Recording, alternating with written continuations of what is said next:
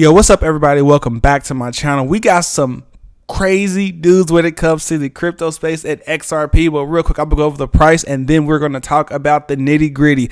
We have Bitcoin at 17,921. We got Ethereum at 1,234, and we have XRP coming in at the number 7 spot at 37 cents. It slipped down. It was the number 6 crypto. Now it is the number 7. But could this be an emerging of the Black Swan events? Because literally day after day, minute after minute, we now have Meta is now saying that they're going to lay off more than 11,000 employees, which is 13% of its staff. This is going to trigger the crypto market more. Also, yesterday we have CZ Binance actually saying that this afternoon FTX asked for our help. There is a significant liquidity crunch to protect users. We signed a non-binding LOI, which means that they can actually back out of the agreement at any time that they feel fit, intending to fully acquire FTX, which was the 3rd largest crypto exchange in the entire world. And it's going to help cover liquidity crunch. We will be conducting a full DD in the coming days. Folks, this means all this time FTX was secretly insolvent. That means they did not have the crypto or the money that they said that they were going to have because they were too busy using leverage to get more stuff and being greedy. You cannot be greedy. What is that slogan? Pigs get slaughtered or something like that. You cannot be greedy, because the moment you be greedy, pigs will get slaughtered and you will lose everything. Now this makes Binance the largest crypto exchange in the entire space. CZ Binance is making big moves when it comes to this.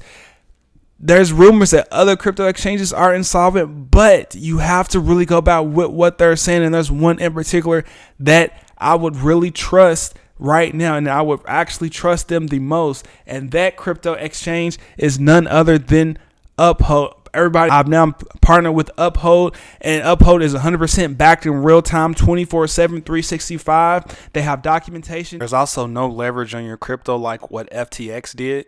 And everything that they're staking, you actually get it. Now, I'm going to drop my link in the bio when it comes to Uphold. If you ever wanted to be invested in crypto and mainly XRP, I have a link for you to actually click on and sign up. You don't have to worry about any of that stuff that FTX is going through. You do not have to worry about it whatsoever. But I wanted to show you this list of events of actually what happened yesterday. Look at this. I'm not going to read it off, but I'm actually going to just show you. All right, you can take a screenshot of it. But moving on to the nitty gritty and the meat and potatoes when it comes to Ripple XRP and the LBRY case. Folks, I cannot tell you how important that this is.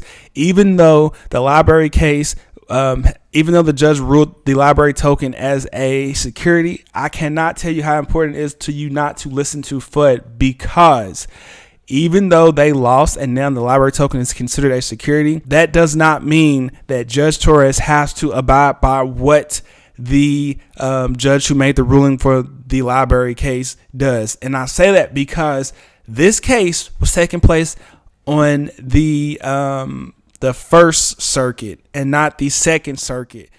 However, the Ripple versus SEC case is in the Second Circuit. So Judge Torres does not have to even research the case when it comes to the LBRY token. Now, the SEC will actually make a move to actually place it in the case, but the judge can completely overlook it if it wants to. Now, some people are failing to forget that Ripple has a lot of partners, and Ripple has a lot of play when it comes to their CBDC white paper. Ripple has a lot of play when it comes to Visa taking on and buying their partner cloud currency to promote faster payments for cross-border payments. Let us not forget that. Let us not forget how Ripple is actually helping create a CBDC for the market of Palau, and Palau is a U.S. territory. So that is really the first U.S. CBDC when it comes to a central bank digital currency. So we know that stuff is going to happen, and we know that XRP is not going to be deemed a security. But why is the FUD keep going on?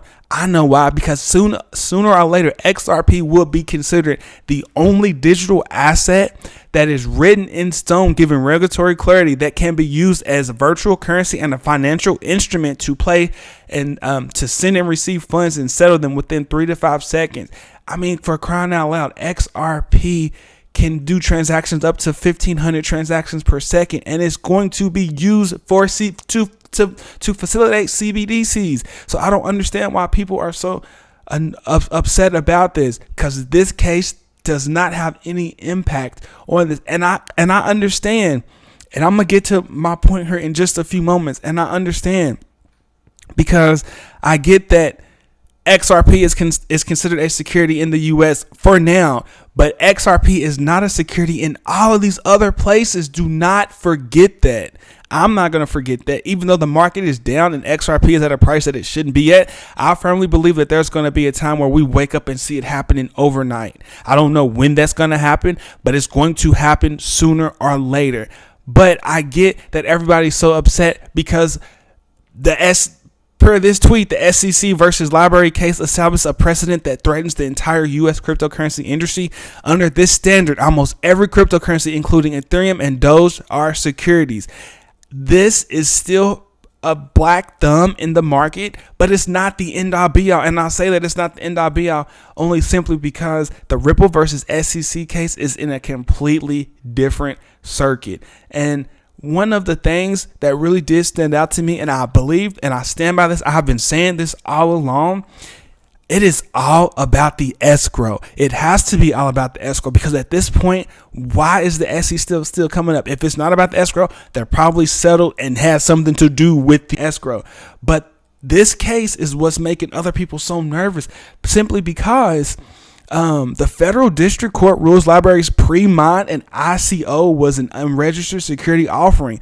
There's the key word, pre-mine and ICO. Well, we all know XRP was never an ICO, but XRP was pre-mine, but it doesn't fit the Howey prongs. Now, the LBRY case, they conceded on 2 of the Howey prongs. Ripple is not conceding at all. So when it comes to this SEC versus Ripple case, you have to really dig down in deep that the attorneys, when it comes to Ripple, are fighting for the entire Howey test. Even though it was pre-mine, it's not a security. They didn't do any type of investment contracts. They didn't do any type of they didn't say any type of expectations when it comes to Ripple sales or XRP. That's it. They're using XRP to help fund and build the ecosystem. They're not doing anything else. They're not doing anything illegal, anything facetious when it comes to that. On top of that, if Ripple disappears, XRP will still continue to go because it's decentralized. The escrow is going to be like a pool of oil that the entire world needs, but I can guarantee you that this Ripple versus SEC fight is about the escrow. And if you don't believe me, I'm going to show you a clip of what Gary Gensler was actually saying right now to actually prove it.